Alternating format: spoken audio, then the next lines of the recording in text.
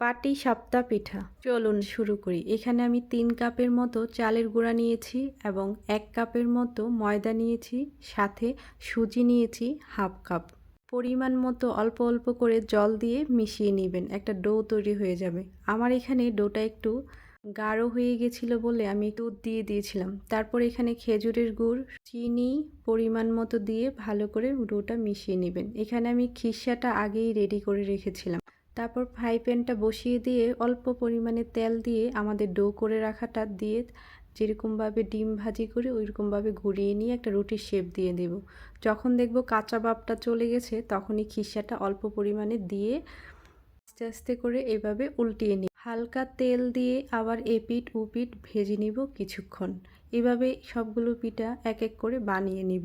তুলনামূলক শীতকালের পিঠাগুলোর মধ্যে পাটিসাপটা পিঠা বানাতে অনেকটাই সহজ, খেতেও অনেকটা তুলনামূলক টেস্ট লাগে পাটিসাপটা পিঠাটা, কেননা ভিতরের খিরসাটাই মেইন আকর্ষণ থাকে পাটিসাপটার। আমার কাছে তো বেশ দারুণ লাগে।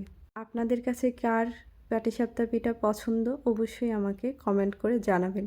ধন্যবাদ এতক্ষণ ধৈর্য ধরে আমার পাশে থাকার জন্য।